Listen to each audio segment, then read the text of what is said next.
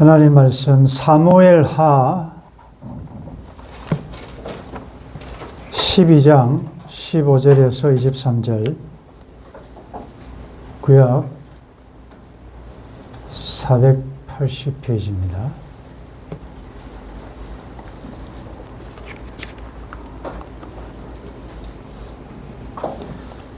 (16절부터) 한 절씩 교독하겠습니다. 다윗이 그 아이를 위하여 하나님께 간구하되 다윗이 금식하고 안에 들어가서 밤새도록 땅에 엎드렸으니 그 집의 늙은 자들이 그 곁에 서서 다윗을 땅에서 일으키려 하되 왕이 듣지 아니하고 그들과 더불어 먹지도 아니하더라.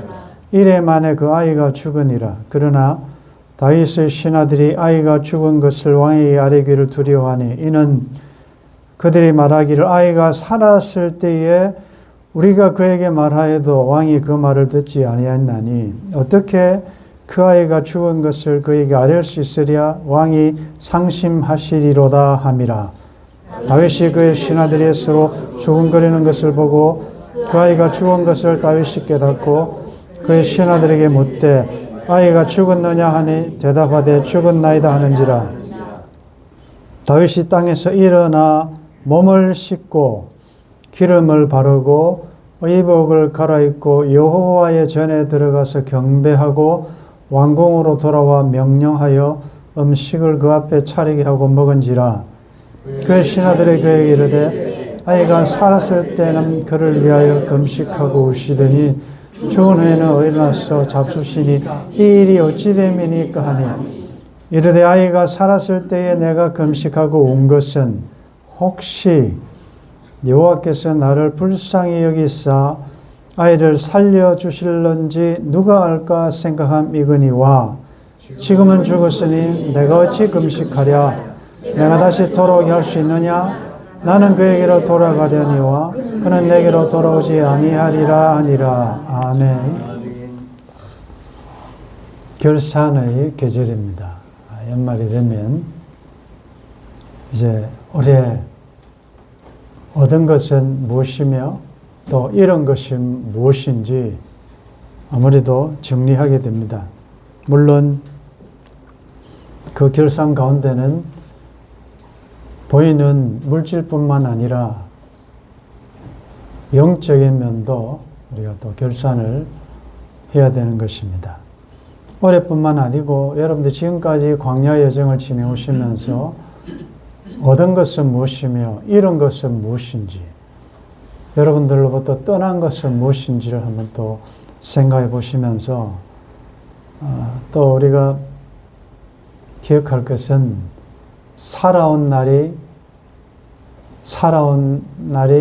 살아갈 날보다 짧은 세월을 많이 지나신 분들은 이제 얻음보다는 잃음이 많은 시대라는 것을 기억하셔야 됩니다. 세월이 점점 역사의 문을 나설수록 나로부터 떠나는 상실이 많아지지 더 얻어지지는 않습니다.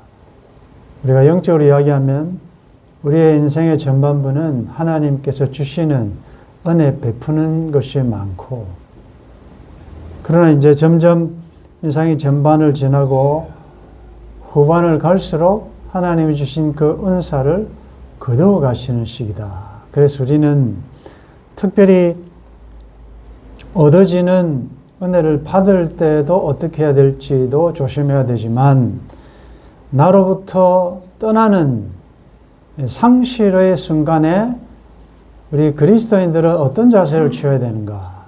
물론 그 떠남 상실에는 나의 물질이 떠나고 세월이 올수록 나의 건강이 떠나고 심지어 나의 꿈이 사라지고 이럴 때 우리는 하늘 시민으로서 어떤 자세를 취해야 되느냐. 너무나도 잘 아는 오늘 다윗 사건을 통하여 지혜를 얻고자 합니다. 우리아이 안에 다윗이 너무너무 사랑해서 정당한 방법이 아닌 방법으로 결국은 아내가 됩니다. 그 사랑하는 아내로부터 얻은 아기가 지금 하나님께서 치심으로 심히 앓는 상황에 다윗이 그 아이를 위하여 7일간 금식하며 하나님 앞에 간절히 기도를 합니다. 자, 이제 상세하게는 우리가 좀 깊이 들어가지 않겠습니다만은 7이라는 숫자는 완전 숫자죠. 7일 동안 다윗이 무슨 기도를 했을까? 물론 뭐 낫게 해달라 했겠지요. 아이가 그토록 사랑하는 그 아이가 지금 죽을 병에 들었고 나단 선지자를 통해서 이미 이 아이는 죽는다라는 통보를 받은 상태입니다. 그럼 우리가 상식으로 생각할 때 하나님이 하나님 뜻이 분명히 드러났습니다. 네가 낳은 아이를 내가 죽인다, 죽는다. 그러면 주의 뜻대로 되기를 바랍니다 라고 해야 되지 않습니까? 뭐 기도해봤자 뜻이 바뀌겠습니까? 무슨 기도를 했을까? 그리고 이 7일간 다윗의 마음 상태가 어떠했을까? 이제 상상해 보는 것이요. 너무나도 간절하게 처참한 마음으로 처절하게 기도하니까 이 원로들이, 장로들이 가서 왕에게 좀 이로써 음식도 좀 먹어가면서 이렇게 격려하고 위로해도 전혀 통하지 않을 정도로 다윗은 너무 힘이 들었습니다. 여러분들도 그렇지 않겠습니까? 우리 부모가, 여러분들 자녀가 지금 죽을 병이 있는데 밥이 넘어가겠습니까? 차라리 자식이 죽으면 가슴에 묻는다 그러잖아요. 차라리 내가 죽는 게 낫지 사랑하는 내 자식이 죽어가는 것을 보면, 특별히 자기 잘못 때문에 이렇다는 거 알면 얼마나 통탄스럽겠습니까? 하나님께서는 또 왜 7일이라는 기간을 다윗에게 주셨을까? 뭐 그전에도 빨리 데려가실 수 있고 다양한 방법이 있는데 하여튼 이런 다양한 것을 여러분들이 묵상해 보시면서, 그런데 드디어 애가 죽었습니다. 7일 만에. 그런데 그 누구도 아이가 죽었다는 사실을 왕에게 말을 할 수가 없습니다. 왜냐하면 살아있을 때도 이렇게 너무나도 왕이 저토록 비통하게 하는데 만약에 죽었다는 소리를 들으면 우리 왕이 어떻게 정말 실신하고 까부러치는 거죠. 아무도 말을 못합니다. 수근거리는 걸 보면서 다윗이 눈치를 채죠. 아이가 죽었느냐? 죽었다라는 말을 신하들이 하니까 그제서야 다윗이 본문에 하면 땅에서 일어나 몸을 씻고 기름을 바르고 의복을 갈아입고 제일 먼저 한 것이 여호와의 전에 들어가 경배하고, 그 다음에 다시 왕궁으로 돌아와서 음식을 차려라 라고 하면서 음식을 먹는, 너무나도 이상한, 상식적으로 맞지 않는 그런 행동을 합니다. 물론 우리도 어떤 문제를 놓고 기도할 때 금식할 수도 있고 이렇게 하지만, 만약에 그 일이 이루어지지 않고 절망으로 끝이 나의 기대와 다르게 나타났을 때 우리는 어떻게 합니까? 나 이제 교회 안 나간다. 내가 이런 마음으로 무슨 교회 가겠나? 이제 기도할 필요도 없다. 내가 얼마나 기도했는데 하나님은 내 기도 들어주시지 않으셨다. 근데 우리는 다 그렇진 않지만, 소위 말해서 하나님께 시험 들었다 이렇게 말은 못하지만 하나님 때문에 시험 들은 경우가 많습니다. 물론 사람한테 상처받는 거 있지만 제일 큰 상처는 하나님으로부터 받는 상처예요. 말은 안 하지만. 한동안 하나님 앞에 나오지 않고 오히려 그때는 더 식음을 전폐하고 밥을 먹지 않고 누가 가서 위로해도 위로가 되지 않고 항의하죠. 내가 그동안 교회를 위하여 얼마나 헌신했습니까? 내 나름대로 최선을 다해 하나님을 섬겼는데 하나님께서 나에게 이렇게 대화하실 수가 있는가? 라고 하면서 오히려 하나님을 향하여 원망하고 그렇지 않겠습니까? 그게 상식인데 다윗은 정반대로 오히려 죽었다라고 하니까 그제서 일어나서 샤워하고 뭐 옷을 착 갈아입고 안 먹던 음식도 먹고 하나님 앞에 나가 경배했다. 여러분들 하나님 앞에 가서 예배할 때 어떤 마음이었겠습니까? 성경에서 유일하게 하나님께서 내 마음에 딱 맞다. 내 마음에 든다. 나와 코드가 맞다. 나와 합하다라고 하나님께서 인정한 사람이 다윗입니다. 다윗이 완벽하고 의로워서가 아니지요. 그는 오히려 사울보다는 훨씬 윤리적으로 문제가 많은 사람입니다. 그런데 어떤 면이 하나님 마음에 들었을까? 여러분 어떻게 생각합니까? 특별히 이 사건은 하나님도 언급하셨어요. 우리아의 아내 이 사건 외에는 그 일평생 선전하고 내 마음 들었다.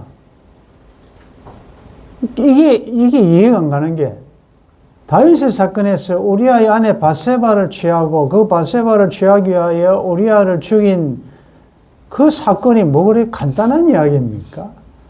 그게 어떻게 보면 우리 지금 시대에서 보면 가장 치명적인 거 아니에요. 그 하나만 해도 다윗은 평생에 욕을 먹을 만한 사람인데 오히려 하나님은 그거 외에는 뭐 다 괜찮다. 그걸 너무 쉽게 생각해요. 그 하나님의 관점과 우리 관점이 얼마나 다른지 모릅니다. 우리 같으면 그 돌 던질 만한 일 아닙니까? 하나님은 그걸 굉장히 어떻게 보면 가벼울 정도로 느낄 정도로 생각하신다. 지금 내가 대신 죽지 차라리 아기를 살려달라고 그렇게 탄원했는데 하나님이 그 기도를 거절하시고 데려가심에 대하여 그가 일어나 여호와 앞에 성전에 가서 경배했다는 것은 이런 자세가 참 좋은 거예요. 그건 하나님의 주권에 순종하는 자세. 하나님이 그렇게 하셨으면 충분한 이유가 있고 근거가 있고 합당합니다.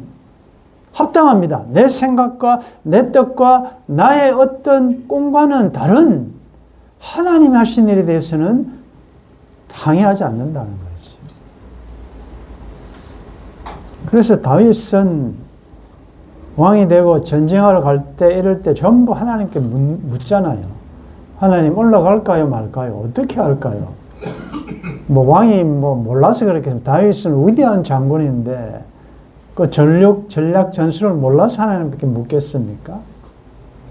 그런데 일일이 하나 물으니까 하나님이 야 그건 내 생각 안 물어도 되는데 너 그렇게 나한테 묻냐? 할 정도로 하나님이 참 그게 너무 좋으셨던 거예요. 그게 사울과 다른 점이 사울은 굉장히 사투리로 지쪼대로 한 거예요. 자기 마음대로 자기 생각대로 예배도 제사도 자기가 드리고 막 급하고 막 자기한테 위급한 상황이 생기면 하나님 앞에 묻지도 않고 자기 생각대로 다 하는 거예요. 그러나 다윗과의 차이점이 바로 그러니까 사울과 다윗을 비교해 보면 훨씬 더 사울이 괜찮은 사람인데 결론은 뭐냐? 하나님의 은혜가 다윗 편 쪽으로 갔다 이렇게 볼 수 있는 것이죠. 은혜를 받은 사람이다. 다윗은 그가 위대했으라기보다 자 그러니까 너무 이상한 행동을 하니까 신하들이 묻지 않습니까? 아이가 살았을 때는 금식하고 우시더니 죽은 후에는 일어나 잡수시니 이 일이 어찌 됨이니까? 자 여기서 여러분들이 무엇이 떠나고 손해보고 상실의 아픔을 겪을 때 반드시 여러분들의 주위 사람들이 이렇게 질문하도록 하셔야 됩니다. 우리가 때를 얻든지 못 얻든지 복음을 전한다는 말은, 살든지 죽든지 그리스도가 존귀되게 원한다는 말은, 어떤 상황이든 여러분들이 잘되든 아프든 병들었든 어둠이 있든 상실의 아픔이 있든 어떤 상황에서도 그 여러분들의 소망에 관한 이유를 묻는 자들에게 대답할 말을 항상 준비하고 있으셔야 돼요. 당신은 지금 그런 상황에서 웃음이 나옵니까? 당신은 그런 상황에서 어떻게 기쁠 수 있습니까? 당신은 그런 상황에서 어떻게 당당할 수 있습니까? 물으셔야 돼요. 그게 세상과 다른 점 아니겠습니까? 그럴 때 이제 다윗이 한 말이 그거 아닙니까? 아이가 살았을 때 내가 금식하고 운 것은 혹시 여호와께서 나를 불쌍히 여기사 아이를 살려주실런지 누가 알까 생각함이지만, 지금은 죽었으니, 지금은 나를 떠났고, 그런데 내가 어찌 금식하랴? 내가 다시 그 아이를 돌아오게 할 수 있느냐? 없다. 그것은 전적 하나님의 주권에 속한 일이다. 위대한 말입니다. 나는 그에게로 가려니와 그는 내게로 돌아오지 아니하리라. 내게로 돌아오지 않지만 나는 언젠가는 그에게로 갈 것이다. 이게 부활의 고백일지 아니면 일반적인 나도 언젠가는 죽는다는 뜻일지 잘은 모르지만, 우리가 넓게 적용해보면 내 곁을 떠난 것 같지만 언젠가는 다시 만날 수 있다, 이 말 아니겠습니까?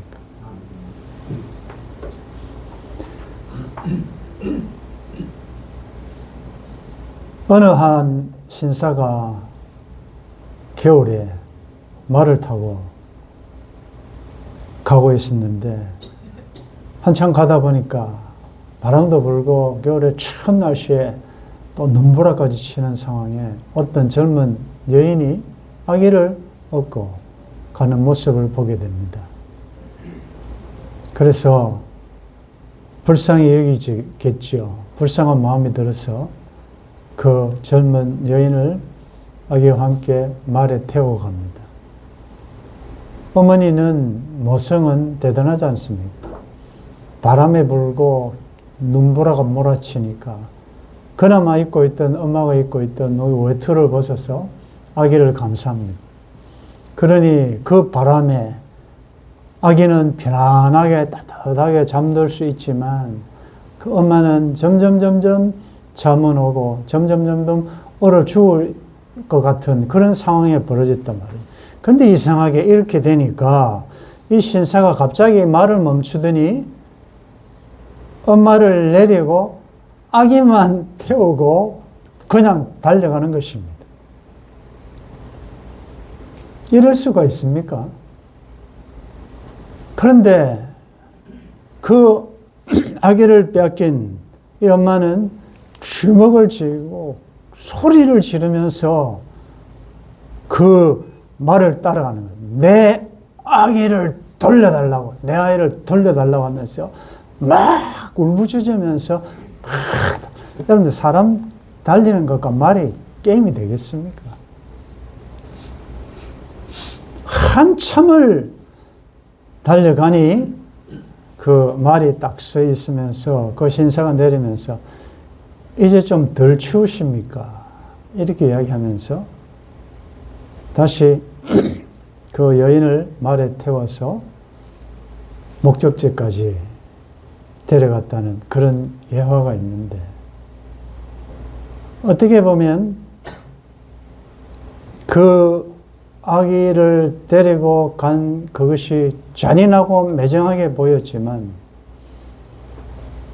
가장 귀한 것이 내게서 떠났을 때 그걸 잡으려고 필사적으로 달려가다 보니 동사할 뻔한 그 엄마도 그것 때문에 살게 되었다는 것이죠. 그 아이도 살고 엄마도 살고 다 좋게 되었다는 거죠. 이게 변장된 고난의 신비, 고난의 숨은 뜻 아니겠습니까? 때로는 하나님께서 여러분들이 가장 귀하게 생각하는 것을 거두어 가시는 것처럼 보이지만, 그러나 그것 때문에 그것이 나에게서 떠남으로 그것을 잡기 위하여 달려가다 보니 위의 것을 찾게 되고 하나님을 찾게 되고 너희 마음이 있는 곳에, 보물이 있는 곳에 마음이, 우리의 마음이 하늘을 향하게 만들고 푯대를 향하여 더 달려가게 만들면 그것이 내게서 떠난 것 같지만, 욥의 7남 3녀가 다 죽은 것 같지만 2배로 복을 받았다는 것은 이미 떠난 천국에 간 7남 3녀도 있고 세상에서 얻은 또 자녀들도 있고 2배로 받는 거 아니겠습니까? 여러분들, 하나님께서 여러분들에게 주셨던 그 은혜를 거두어 가실 때는 내가 이해하지 못할 하나님의 본심, 뜻이 달려있는 줄 믿습니다. 아멘. 여러분들 그것을 떠났다고 너무 상심하고 그 상실로 인한 고통 가운데만 머물지 마시고 언젠가는 그는 다시 나에게로 돌아오지 않는 이 사실을 인정하면서 나는 그날에 다시 만날 수 있다는, 그것이 여러분들이 꾸미던 이 깊은 고독 속에 나의 생명이 끝나더라도 믿음의 선진들이 이 세상을 나그네와 이방인처럼 살았던 이유는 눈에 보이지 않는 본향을 우리를 위해서 예비했다는 것을 보면서 멀리서 바라보며 환영했듯이 여러분들 곁을 떠나는 것이 영원한 상실이 아니라 그날에 다 하나님께서 내 계좌로 다 이체시켰다는 것. 그래서 너희 보물을 하늘에 쌓아두라 말씀하셨습니다. 그래서 그 보물이 하늘에 있기 때문에, 그래서 여러분들 가운데 여러분들이 물질이 떠나고 건강이 떠나고 심지어 사랑하는 여러분들의 사랑하는 자를 떠나보냈다 할지라도 그는 다시 나에게로 올 수 없지만 우리는 그 언젠가 그날 아침에 다시 그날에 갈 수 있다라는 이런 부활의 소망을 가지고 이번 한 해 정리하시면서 너무 섭섭하거나 너무 속상해하지 마시고 모든 것을 하나님께서 합력하여 선을 이루어 주실 줄 믿고, 상실 앞에 세상은 가슴을 치며 통곡하겠지만 그럴수록 여러분들은 옷을 갈아입고 그리스도를 옷 입고 얼굴을 씻고 음식을 먹으면서 누가 묻거든 하나님이 하신 일, 그리고 우리는 그 나라가 있다는 그 부활의 그날 아침에 우리는 다시 만날 수 있다는 복음을 전파함으로 그 모든 상황을 또 하나님의 영광을 위하여 사용할 수 있기를 바라고, 우리 모두 나는 그의 이로 갈 것이라는 부활신앙으로 우리 남은 광야 연도 믿음으로 승리하시기를 주의 이름으로 축원합니다. 아멘. 잘 알지만 당장 내 곁을 떠난 이름 때문에 떠나간 물질, 꿈, 건강, 심지어 사별의 아픔까지 때로는 너무 아프고 가슴이 무너지는 일 같지만 오늘 이 상실 앞에 다윗이 보여준 믿음의 행위를 보면서 우리 다시 한번 옷깃을 내밀며 마음을 다잡고 다시 한번 부활의 소망으로 일어설 수 있도록 도와주옵소서. 하나님의 주권에 절대적으로 순종할 수 있도록 도와주옵소서. 나의 가는 길을 오직 하나님만이 아십니다. 하나님이 이해하지 못할 나의 삶이 일어나는 수많은 이름과 상실의 아픔조차도 합력하여 선을 이루셔서 정금 같은 자로 순금 같은 자로 만드시려는 하나님의 숨겨진 본심임을 깨닫고 오늘 다윗의 고백이 우리의 고백이 될 수 있도록 도와주옵소서. 내가 어찌 그것을 다시 돌아오게 할 수 있느냐? 나는 그에게로 가려니와 그는 내게로 돌아오지 아니라는 이 부활신앙을 가지고 우리 모두가 이 마지막 결산의 달에 감사하며 소망을 가지고 하루하루 우리의 남은 광야 여정을 믿음으로 걸어갈 수 있도록 도와주옵소서. 주 예수님의 이름으로 기도드리옵나이다. 아멘.